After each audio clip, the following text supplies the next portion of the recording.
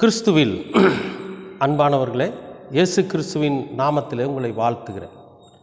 இன்றைய தியானத்திற்கென்று எடுத்திருக்கிற ஒரே ஒரு வசனம் அநேகருக்கு குழப்பத்தை உண்டு பண்ணுகிற ஒரு வார்த்தை.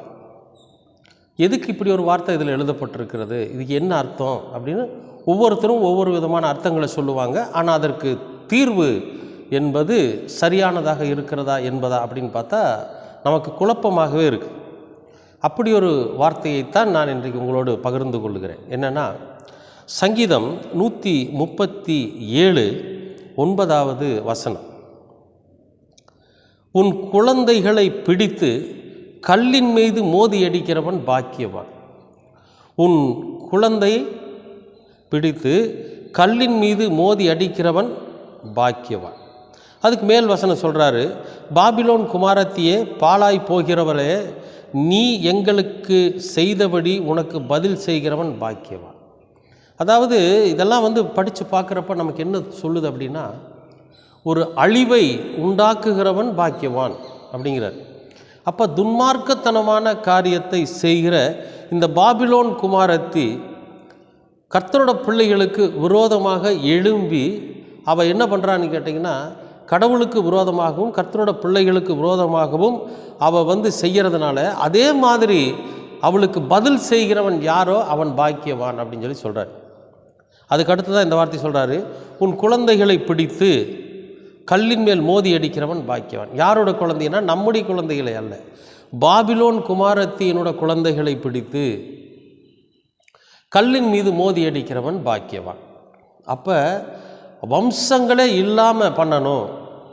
இந்த பாபிலோன் குமாரத்திகள்லாம் என்ன பண்ணினாங்கன்னா, அந்த பாபிலோனில் இருக்கிறவங்க கடவுளோட பிள்ளைகளுக்கு விரோதமாக, கடவுளுடைய வார்த்தைக்கு விரோதமாக, நியாயப்பிரமாணங்களுக்கு விரோதமாக அவங்க என்ன பண்ணுறாங்கன்னு கேட்டிங்கன்னா, பல வேசித்தனமும் விபச்சாரத்தனமும் இப்படியெல்லாம் பண்ணிகிட்ருக்குறாங்க.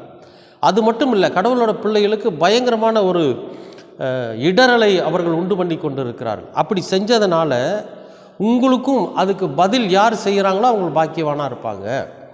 உன் குழந்தையை அப்படின்னு ஆரம்பிக்கிறார். யாரோட குழந்தைய?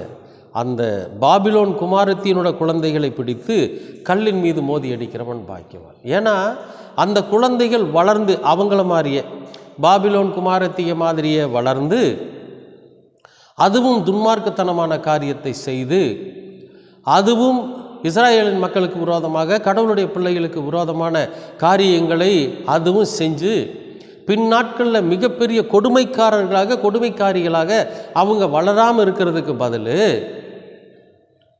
அவங்கள பிடிச்சி மோதி அடிக்கிறவன் பாக்கியம், அவங்கள அழிக்கிறவன் பாக்கியவான்கிறார், அவங்கள இல்லாமல் பண்ணுகிறவன் பாக்கியவான். இதுதான் இந்த வசனத்திற்கான காரணம். சில பேர் சொல்லுவாங்க, இந்த கொலை பண்ணுனா கொலை பண்ணுறக்கூடிய காரியமாக இருக்குது, நீ கொலை செய்யாது இருப்பாயான்னு பைபிளில் இருக்குது. அப்போ குழந்தை என்ன பாவம் பண்ணுச்சு, அதுகளையும் போய் கல்லில் அடித்து மோதி அடிக்கணும் அப்படின்னு நமக்கு தோணும். ஆனால் உண்மை என்னென்னா, குழந்தைகள் அவங்க வளரக்கூடிய இடம், அந்த இடத்துல தான் அவங்க வளர்கிறாங்க. அந்த தேசம் முழுவதுமே அந்த பாவத்தில் விழுந்திருந்தது. எப்படி சோதம் குமரா முழுசும் விழுந்து அதை கர்த்தர் அழித்தாரோ, அதுபோல் இந்த பாபிலோன் குமாரத்தினுடைய வர்க்கமே இருக்கக்கூடாதுங்கிறது.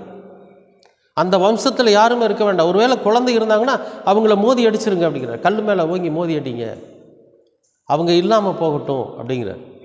இது நம்முடைய குழந்தைகளுக்கு அல்ல, கடவுளுடைய பிள்ளைகளோட குழந்தைகளுக்கு அல்ல. தொடர்ந்து வாசிக்கிறோம் பாருங்கள், மறுபடியும் இன்னொரு முறை, பாபிலோன் குமாரத்தியே, பாழாய் போனவளை, நீ எங்களுக்கு செய்தபடி உனக்கு பதில் செய்கிறவன் பாக்கியவான். உன் குழந்தைகளை பிடித்து கல்லின் மேல் மோதி அடிக்கிறவன் பாக்கியவான். அப்படியே அது தொடர்ந்து வருது. அப்போ இங்கே சொல்லப்படுகிறது என்னன்னு கேட்டிங்கன்னா, பாபிலோன் குமாரத்தினோட குழந்தைகளை அழிக்கிறதுக்கும் கடவுள் அனுமதி கொடுக்குறார். ஏன் அப்படின்னா, அவர்களுடைய பாவம் மிகுதியாக இருந்துச்சு.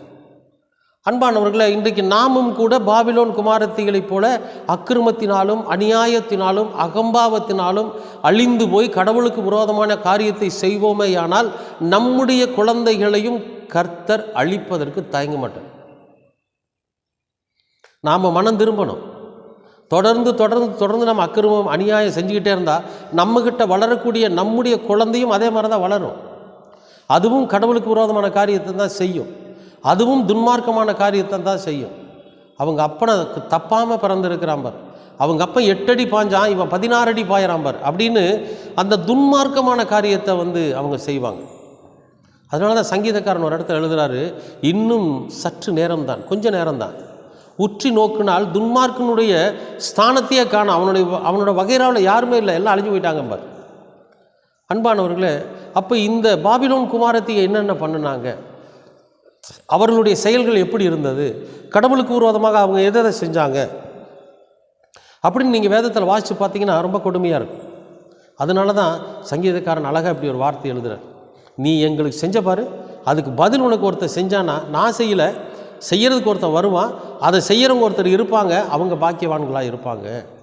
உன்னுடைய வம்சத்தை அழிக்கிறவங்க, உன்னுடைய குழந்தையை பிடிச்சி கல்லில் அடித்து மோதி அடிக்கிறான் பாருங்க, அவனும் பாக்கியவான் தான். ஐயோ குழந்தையை கொண்டுட்டோமே, குழந்தையை நம்ம இப்படி தண்டிச்சிட்டோமே அப்படிங்கிறதெல்லாம் இல்லை, அவன் பாக்கியவனாக இருப்பான். ஏன்னா உன்னுடைய வம்சமும் உன்னுடைய வர்க்கமும் உன்னுடைய ஸ்தானமும் அழிக்கப்பட வேண்டும் அப்படிங்கிறதுக்காக இந்த வார்த்தை சொல்கிறார்.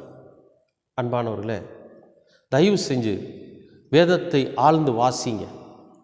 இங்கே பாருங்கள், இந்த பாபிலோன் குமாரத்தி மாற நம்முடைய வாழ்க்கையில் நம்ம இருந்தோம்னா நம்முடைய வர்க்கத்தையே கர்த்தர் அழிச்சிருவார். அதனால் நீங்கள் என்ன பண்ணுங்கள், நன்மையானதை பின்பற்றுங்க. இம்மானுவேலர் நமக்கு என்ன கற்றுக் கொடுக்குறாரோ அதை பின்பற்றுங்க. கர்த்தருடைய வார்த்தையின்படி நடங்க. நம்மால் யாருக்கும் எந்த தீமையும் வேண்டாம், கெட்டவனுக்கு சரி நல்லவனுக்கு சரி எந்த ஒரு மனிதனுக்கும் நம்மால் ஒரு தீமை ஏற்பட வேண்டாம். நன்மை செய்யலைன்னா பரவாயில்ல, சரிங்களா? கடவுளுக்கு பயந்துருங்க, கர்த்தருக்கு உண்டான காரியத்தையே சிந்திச்சு கொண்டிருங்க. நிச்சயமாகவே ஆசீர்வாதமும் நம்முடைய சந்ததி சந்ததியாக பெருகும். நம் பிள்ளைகளோட பிள்ளைகளையும் 4ஆம் தலைமுறை 5ஆம் தலைமுறை வரைக்கும் நம்ம அவங்களை ஆசீர்வதிக்க முடியும், பார்க்க முடியும். அப்படி ஒரு ஆசீர்வாதத்தை கர்த்தர் உங்களுக்கு தருவார். நீங்கள் பாபிலோன் குமாரத்திகளாக அல்ல, கிறிஸ்துவின் சந்ததியாக மாறுங்கள். கர்த்தர் உங்களை ஆசீர்வதிப்பார். அன்பின் பரலோக பிதாவே, அருமையான நல்ல இந்த அனுதின உணவிற்காக நன்றி.